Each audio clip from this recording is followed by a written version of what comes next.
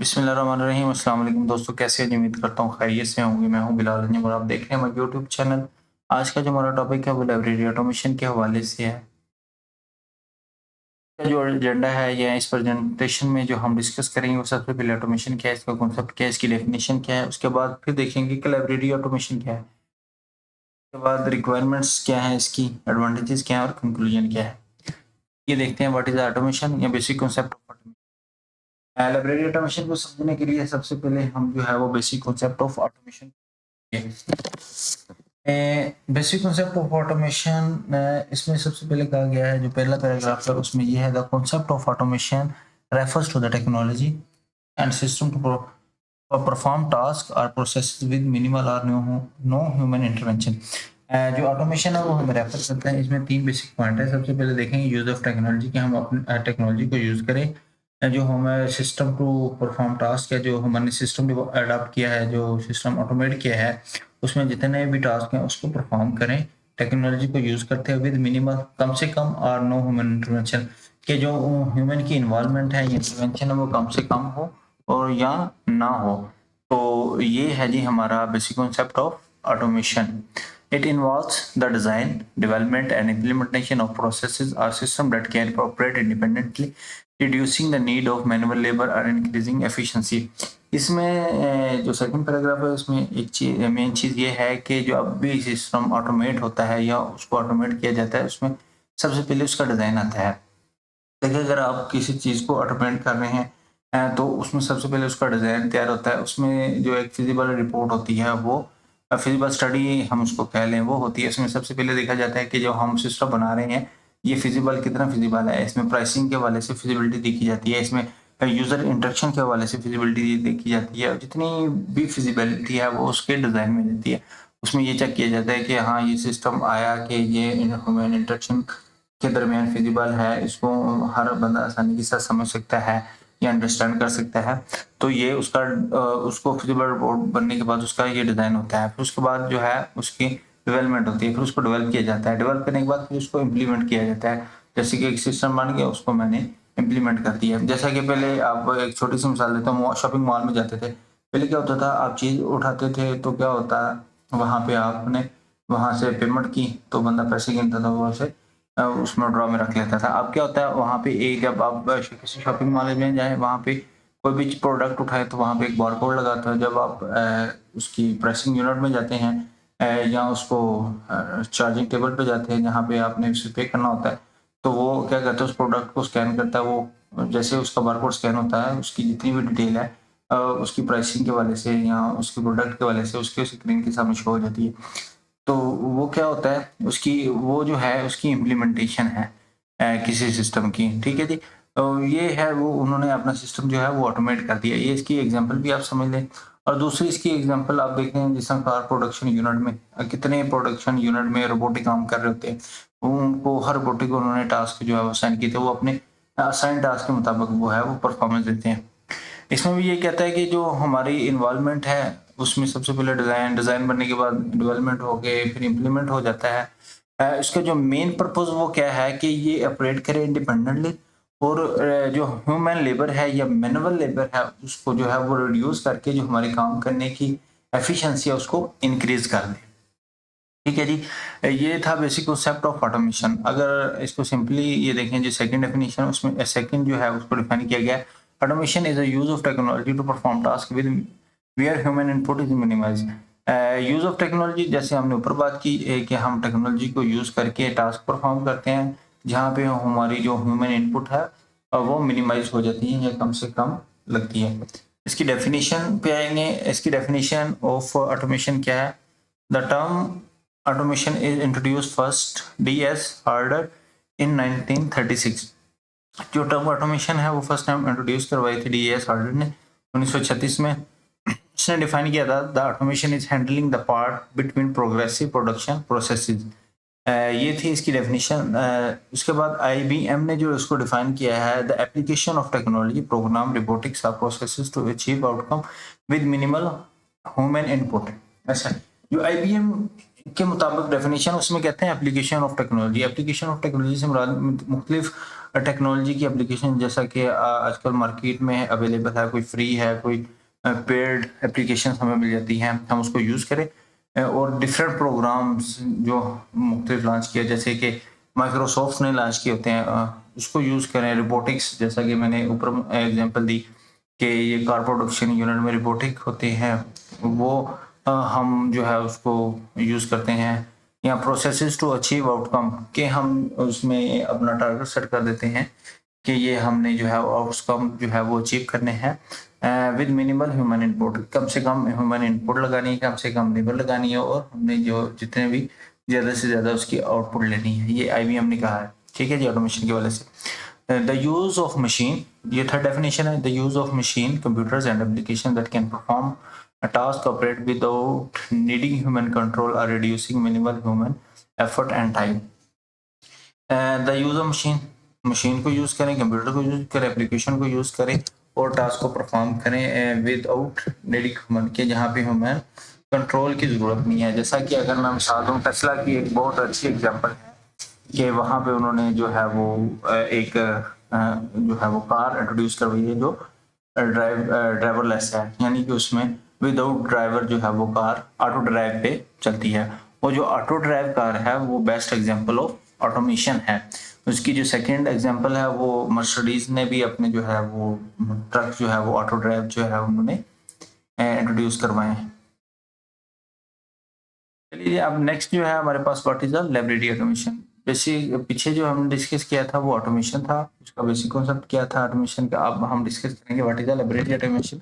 अब library automation क्या है? Library automation refer to the use of computer application software and other technology to automate the typical procedure task of a library such as cataloging and circulation etc., and provide access to information retrieval and other services such as OPAC to save user labor and time in the library as well as outside the library। जो library automation है या library automation के हवाले से हम जो इसमें discuss करेंगे, उसमें जो हमारे लाइब्रेरी ऑटोमेशन है वो हमें रेफर करता है कि जो हम कंप्यूटर को यूज़ करें, उसके बाद एप्लीकेशन या सॉफ्टवेयर, कंप्यूटर और एप्लीकेशन सॉफ्टवेयर को यूज़ करते हुए अपने जो ट्रेडिशनल हैं या टिपिकल अपने टास्क हैं लाइब्रेरी के वो परफॉर्म करें, जिसमें कैटलॉगिंग है, क्लासिफिकेशन है, और उनकी एक्सेस जो है हम यूज़र को दे दें, जैसा कि ओपैक काउंटर्स हैं या ऑनलाइन पब्लिक एक्सेस कैटलॉग पे हम उसकी जो है वो एक्सेस दे दें। ठीक है, उसमें क्या होता है कि जो जो यूज़र है या स्टाफ है उसका लेबर भी कम लगती है और उसमें टाइम भी सेव होता है, वो इनसाइड लाइब्रेरी हो या आउटसाइड द लाइब्रेरी हो।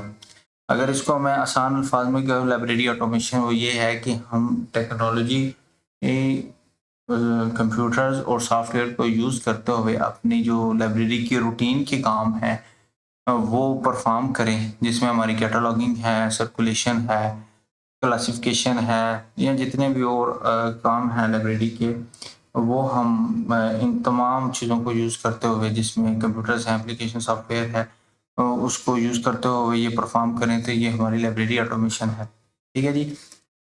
सेकेंड में है library automation refer to the application of technology and automate system to enhance and streamline the operation and services of library. It involves the use of various software such as Koha, Ellipse, Sol, Virtua, etc., hardware and network technology to automate tasks such as cataloging, circulation, acquisitioning and information retrieval.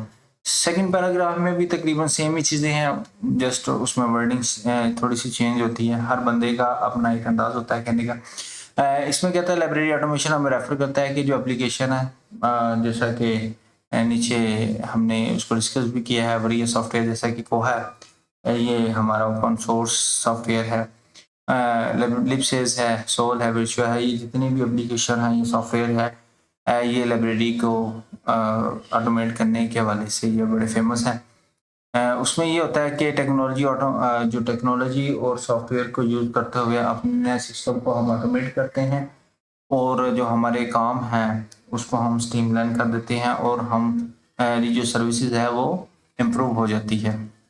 ठीक है जी। जो third है उसमें library automation system typically introduce integrated library management software ILS और library management system such as serve as a central hub for managing and automating the processes. These systems enable librarians to perform tasks more efficiently, improve user access to resources, and enhance the overall functionality of the library. Third में कहता है ये जितने भी library automation system है LMS, sorry मैंने discuss नहीं किया था, ये लाइब्रेरी मैनेजमेंट सिस्टम होता है। एक एलएमएस लर्निंग मैनेजमेंट सिस्टम होता है, लाइब्रेरी ऑटोमेशन सिस्टम हो, एलएमएस हो, आईएलएस हो, ये तकरीबन सेम ही चीज़ है।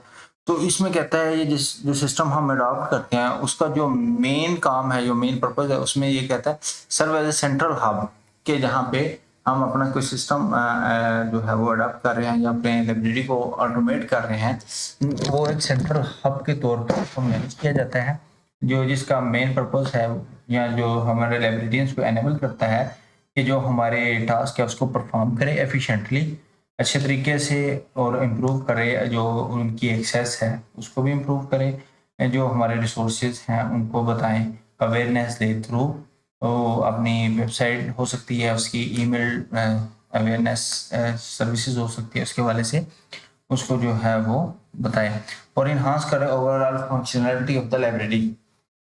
जो उसका मेन पर्पज है वो लाइब्रेरी ऑटोमेशन का वो ये है कि जो हमारी ओवरऑल फंक्शनैलिटी ऑफ लाइब्रेरी की फंक्शनैलिटी है उसको इम्प्रूव किया जाए। ये था जो हमारा लाइब्रेरी ऑटोमेशन सिस्टम या एलएमएस या आईएलएस। अगर इसको मैं सम अप करूँ या इसको आसान अल्फाज में कहूँ, ये था कि जो हमारी लाइब्रेरी ऑटोमेशन है, हम कंप्यूटर और सॉफ्टवेयर कुछ हमारे मार्केट में मिलते हैं उसको यूज़ करते हुए हम अपनी लाइब्रेरी को ऑटोमेट करते हैं, और जितनी भी टिपिकल या ट्रेडिशनल हमारे काम हैं लाइब्रेरी के या फंक्शंस हैं उसको जो है वो हम कंप्यूटर बेस कर देते हैं या उसको स्ट्रीमलाइन कर देते हैं किसमें, जो है वो अपनी ऑटोमेटेड सिस्टम में। ठीक है, उसमें जो एप्लीकेशन है या सॉफ्टवेयर है उसमें मैंने बताया था कोहाइलिप्स जो है वगैरह वगैरह, ये जो है जितने भी हमारे सॉफ्टवेयर है ऑटोमेशन के वाले से वो यूज़ होते हैं। इन सब का जो मेन पर्पस है वो ये है कि हमारी जो काम की एफिशिएंसी है उसको इम्प्रूव किया जाए, जितने भी हमारे रिसोर्सेज है उसकी एक्सेस जो है वो यूज़र तक प्रोवाइड की जाए, और जो हमारी लाइब्रेरी की फंक्शनैलिटी है उसको इन्हांस किया जाए। ये था जी जो हमारी लाइब्रेरी ऑटोमेशन का इसके वाले से था। उसके बाद है जी definition of automation. According to encyclopedia of library and information science can 1977, library automation is the use of automatic and semi-automatic data processing machine to perform such a traditional library activity such as acquisition, cataloging and circulation. Encyclopedia के मुताबिक जो हमारी library automation है उसमें automatic and semi automatic data processing machine को हम use करते हैं, और जितने भी हमारे ट्रेडिशनल लाइब्रेरी एक्टिविटीज को परफॉर्म करते हैं उसमें कैटलॉगिंग, क्लासिफिकेशन है या सर्कुलेशन है वगैरह वगैरह। सेकंड डेफिनेशन है library automation is a general terms for ICT trends and techniques that are used for the replacing manual system in the library. जो सेकंड डेफिनेशन उसके मुताबिक जो आईसीटी की इंफॉर्मेशन कम्युनिकेशन टेक्नोलॉजी है और टेक्निक्स क्या उसको यूज़ करते हुए जो हमारी मैनुअल लाइब्रेरी के काम है उसको हम रिप्लेस करते हैं किसके साथ, ऑटोमेशन के साथ। ठीक है, नंबर थर्ड पे आता है library automation can be defined simply as the use of computer and networking technology in the library. ठीक है जी, अगर इसको कहते हैं सिंपली डिफाइन किया जाए कि use of computer and networking technology है जो हम लाइब्रेरी में यूज करते हैं, ये सिंपल लाइब्रेरी ऑटोमेशन की जो है वो definition. While the term integrated library system refer to the sharing of common database for the document and patterns to perform all the basic function of a library। Integrated library system से मतलब ये है कि जितने भी system है वो share कर दिए जाते हैं एक सेंट्रल या कॉमन डेटाबेस के साथ। जैसा कि एक वैसे मैं एग्जांपल दूंगा, जैसे पंजाब यूनिवर्सिटी है, इसके डिफरेंट कैंपसेस है, गुजरांवाला में भी है, किसी और सिटीज़ में है, जिसका मेन है जो मेन कैंपस है वो लाहौर में है। तो वहाँ पे हम एक सॉफ्टवेयर इंस्टॉल करते हैं और वहाँ पे सॉफ्टवेयर इंस्टॉल करने के बाद जो है वो अपने लाइब्रेरी को एडमिट कर देते हैं। जो दूसरे कैंपसेस की लाइब्रेरी है उसको वो लिंक कर देते हैं। जब वो उसको लिंक करते हैं तो वहाँ पे जब वो आप कोई भी एक्टिविटी परफॉर्म करें तो वो जो मेन कैंपस में डेटाबेस है वहाँ पे स्टोर होती रहती है। ठीक है, ये था जो इंटीग्रेटेड लाइब्रेरी सिस्टम की जो शेयरिंग ऑफ कॉमन डेटाबेस है वो ये है कि एक कॉमन डेटाबेस वो मेन कैंपस में पड़ा है और सब कैंपसेस के साथ उसकी इंटीग्रेशन है। उसमें ये होता है कि परफॉर्म ऑल बेसिक फंक्शन, जिस तरह कि हम रोजाना की बेस पे बुक इशू करते हैं, रिटर्न करते हैं, रिपोर्ट्स बनाते हैं, कैटलॉगिंग करते हैं या पैक पे एक्सेस देते हैं कैटलॉग की, ठीक है। ये कॉमन फंक्शन जो है वो लाइब्रेरी के वो हम डेली बेसिस पर परफॉर्म करते हैं। And integrated also as a library management system, जो इंटीग्रेटेड लाइब्रेरी सिस्टम उसको हम known as a library management, यही LMS है हमारा। उसके बाद है जी requirement of library automation system LMS यहाँ के जो बेसिक रिक्वायरमेंट्स उसमें सबसे पहले कि एडिक्वेट कलेक्शन, कि हमारे पास एडिक्वेट कलेक्शन होना चाहिए। ये ना हो कि 1000 बुक है और आप एक सर्वर परचेज कर रहे हैं, उसके बाद नेटवर्क टेक्नोलॉजी को परचेज कर रहे हैं उसको ऑटोमेट करने के, कि आपके पास इतना हैंडसम मटेरियल या कलेक्शन हो जिसमें आपके लिए फिजिबल हो कि आप अपनी लाइब्रेरी को ऑटोमेट करते हैं, ठीक है। उसका फाइनेंशियली असिस्टेंट, के इसमें फाइनेंशियली असिस्टेंट का होना बहुत ज़रूरी है। ये इसकी रिक्वायरमेंट है कि आप एक सिस्टम को ऑटोमेट करना चाह रहे हैं या लाइब्रेरी मैनेजमेंट सिस्टम को लेके आना चाह रहे हैं अपनी लाइब्रेरीज में। उसमें ये तो नहीं है कि वो फ्री में हो जाएगा, उसके लिए सर्वर चाहिए, उसके लिए कंप्यूटर चाहिए, उसके लिए नेटवर्क टेक्नोलॉजी चाहिए, उसके लिए सॉफ्टवेयर चाहिए, टेक्निकल सपोर्ट चाहिए। ये जितनी भी चीज़ें हैं इसके लिए हमारी जो है कोई ना कोई किसी न किसी जगह पे फाइनेंशियली कॉस्ट आती है, ठीक है। उसकी असिस्टेंट होनी चाहिए, कि उसकी मैनेजमेंट आपके पास होनी चाहिए। उसके बाद है जी कंप्यूटर हार्डवेयर।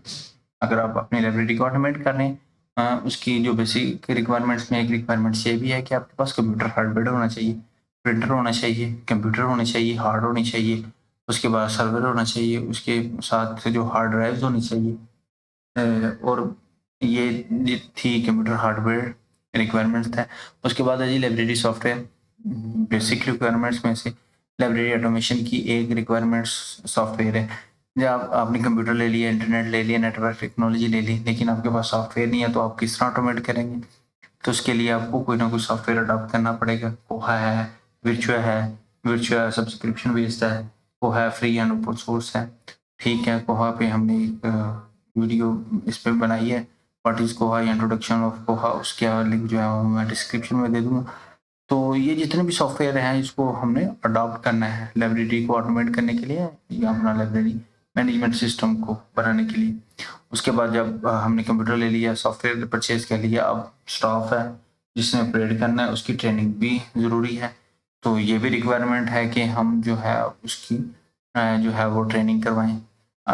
तो अमूमन पाकिस्तान में ये चलता है कि अगर हम किसी से अगर सॉफ्टवेयर इंस्टॉल करवाने हैं तो उससे हम टेक्निकल सपोर्ट भी लेते हैं और ट्रेनिंग भी लेते हैं कि हम हमारे स्टाफ को ट्रेन कर दें, ठीक है जी। तो इसमें ज़रूरी है कि जो हमारे स्टाफ है उसके पास ट्रेनिंग होनी चाहिए उसको ऑपरेट करने की।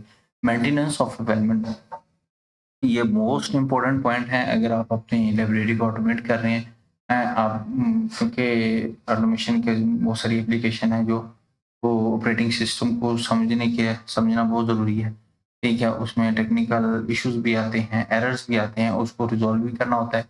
तो उसकी मेंटेनेंस के लिए आपको जो वो चाहिए होता है। उसके बाद है जी लाइब्रेरी ऑटोमेशन के एडवांटेजेस क्या हैं। इसका सबसे पहला एडवांटेज है इजी सर्चिंग इंफॉर्मेशन, कि अगर कोई भी यूज़र आता है तो वो इंफॉर्मेशन सर्च करना आता है, वो रिसर्च बार में जस्ट कीवर्ड एंटर के बाद हिट एंटर करता है, उसके बाद उसकी जो डिजायर्ड इंफॉर्मेशन है वो रिजल्ट में आ जाती है। उसके बाद time and labour saving of the user and staff. Time and labour saving से मुरा ये है कि जब यूजर आता है, सबसे ट्रेडिशनल लाइब्रेरी में ये होता है कि हर एक रैक को देखता था अपने डिजाइन इंफॉर्मेशन को सर्च करने के लिए। जो भी जब टेक्नोलॉजी या लाइब्रेरी को आपने ऑटोमेट किया, उसका एडवांटेज ये होगा कि यूज़र आएगा बैक काउंटर पे, वहाँ पे अपना टाइटल या जो भी उसको इन्फॉर्मेशन चाहिए वो सर्च करेगा, तो वो इंडिकेट कर देगी कि ये इन्फॉर्मेशन फलां रैक में फलां जगह पे अवेलेबल है, तो वहाँ पे जाके वो इजीली एक्सेस कर लेगी। उसके बाद eliminate human errors in a routine library task. ये स्टाफ के लिए मोस्ट इम्पोर्टेंट पॉइंट है कि जब हमारा लाइब्रेरी सिस्टम ऑटोमेट हो गया है कि जो डेली बेसिस पे एरर्स थे वो एलिमिनेट हो गए, कम से कम हो गए या ना होने के बराबर हो जाते हैं। Helpful in stock verification, annually जो हम स्टॉक वेरिफिकेशन करते हैं लाइब्रेरी स्टाफ, तो उसमें उसका बड़ा हेल्पफुल होता है कि हमारे पास रिकॉर्ड मौजूद होता है, हम उसको उसके साथ वेरीफाई करते हैं। जैसे कि एक मिसाल दूं कि बारकोड सिस्टम है, तो हर बुक को अगर बारकोड लगा है तो आप बारकोड स्कैन करते जाएंगे तो एक लिस्ट की लिस्ट बनती जाएगी, और उसको जो आपके पास अवेलेबल स्टॉक है या जो आपके सिस्टम में स्टॉक है उसके साथ मैच करेंगे। जो जो मैच हो रहा है वो अवेलेबल है, जो नहीं मैच वो मिसिंग है। इसमें हेल्पफुल होता है stock verification, increase of awareness of ICT computer among user. ये इंक्रीज करता है awareness of ICT information communication technology को, कि यूजर जो है वो कम्युनिकेशन टेक्नोलॉजी या आईसीटीज या कंप्यूटर टेक्नोलॉजी को वो यूज करे। क्योंकि अमूमन ये होता है था पहले किसी को सर्चिंग नहीं आती है तो उसको हम जो लाइब्रेरी स्टाफ है वो सर्च करना सिखाते हैं। एंड और नॉट ऑपरेटर क्या है उसके बारे में बताते हैं, बेसिक सर्च क्या है, एडवांस सर्च के बारे में बताते हैं। ठीक है, ये अवेयरनेस मिलती है कि उसको कैसे टेक्नोलॉजी को यूज़ करना है, उसने इन्फॉर्मेशन को कैसे सर्च करना है। उसके बाद नेक्स्ट पॉइंट है जी हेल्पफुल इन रिसोर्स शेयरिंग। बहुत हेल्पफुल है हमारे पास रिसोर्स शेयरिंग कि जो हमारे रिसोर्सेज हैं हम विद इन कैंपस अगर हमने शेयर करने हैं तो हम इजीली इसको शेयर कर सकते हैं। स्पीडली कम्युनिकेशन हमारा ये है कि अगर हमने बुक चाहिए, अगर आपकी बुक ओवरड्यू हो गई है तो आपने रिन्यूअल करानी है, लाइब्रेरी बंद है, लाइब्रेरी स्टाफ तो मौजूद है, आप जा नहीं सकते, तो आपके पास मोबाइल है, मैसेज आ जाता है, ईमेल आ जाती है, तो वहाँ से आप ईमेल का रिप्लाई करते हैं, प्लीज़ काइंडली री इशू मई दिस बुक, या जो भी आपकी किताब है वो आप उसको मैसेज जनरेट करके सेंड कर देते हैं, वहाँ से वो आपको जो है वो हो जाती है। तो ये स्पीडली कम्युनिकेशन है, इसका एक एडवांटेज है। उसके बाद जो लास्ट इसका एडवांटेज है, और एडवांटेज तो बहुत सारे हैं, जो इसमें मैंने जो मेन है और जनरल है उसमें ये इंक्लूड किए हैं। Last access to faster cataloguing, कि ये हमारी एक्सेस जो है वो फास्ट करता है कैटलॉगिंग। पहले क्या होता था, मैनुअल सिस्टम में कैटलॉग रैक्स बनते थे, ड्रॉ को खोलते थे, वहाँ पे कार्ड कैटलॉग आपने टाइटल के हिसाब से कैटलॉग को सर्च किया, फिर उसकी डेटा एंट्री देखी, फिर वहाँ पे रैक देखा, तो वो टाइम टेकिंग प्रोसेस था। तो अब क्या होता है, अब जस्ट आप सिस्टम पे जाते हैं, आप अकाउंटर पे जाते हैं, मोबाइल पे खोलते हैं, जहाँ पे भी आपको इजीली उसकी एक्सेस है तो वहाँ पे आप एक्सेस को लेते हैं। तो वहाँ पे आप सर्च करते हैं तो आपके सामने वो लाइब्रेरी का जो भी कैटलॉग है वो ओपन हो जाता है। उसमें उसका साथ में स्टेटस भी आ जाता है कि ये बुक है, कितनी है, अवेलेबल है, इशू तो नहीं है, इशू है, कब रिटर्न होगी, वगैरह वगैरह। ठीक है जी, ये थे इसके एडवांटेजेस ऑफ लाइब्रेरी ऑटोमेशन के, या लाइब्रेरी मैनेजमेंट सिस्टम के, या इंटीग्रेटेड लाइब्रेरी सिस्टम के। Conclusion: library automation improves the operational efficiency, enhance user experiences, enable better resource management, and support the digital formation of library. इसमें कहता है जो library automation है वो ऑपरेशनल एफिशिएंसी को इम्प्रूव करती है, यूजर की जो एक्सपीरियंस है उसको इन्हांस करती है, बेटर रिसोर्स मैनेजमेंट करती है। स्टॉक के वाले से अगर देखा जाए तो उसमें हम जो रिसोर्स मैनेजमेंट उसको बेहतर हैं। फिर उसके बाद सपोर्ट होता है डिजिटल ट्रांसफॉर्मेशन ऑफ लाइब्रेरीज के वाले से। It allows librarian to focus more on providing value added services. ये मेन जो इसका पर्पसेस होता है वो फोकस करता है, जो हम प्रोवाइड करें value added services to users, के जितने भी हमारे लाइब्रेरी के यूजर हैं हम उसको वैल्यू एडेड सर्विसेज प्रोवाइड करें। Such as research services, research board है कि जो भी उस पर आर्टिकल लिखना चाह रहा है, आर्टिकल सर्च करना चाह रहा है, उसके बारे में उसको इन्फॉर्मेशन चाहिए, हम उसके वाले से उसको जो है वो सपोर्ट कर सकते हैं। इन्फॉर्मेशन लिटरेसी इंस्ट्रक्शन के वाले से बेसिकली इन्फॉर्मेशन लिटरेसी इंस्ट्रक्शन क्या है, इस पे हम डिटेल एक वीडियो बनाएंगे, तो उसके वाले से ये इंस्ट्रक्शन दे सकते हैं। उसके बाद community engagement by routine task and automated. ठीक है जी, ये था हमारा एक कंक्लूजन ऑटोमेशन के वाले से, लाइब्रेरी ऑटोमेशन के वाले से।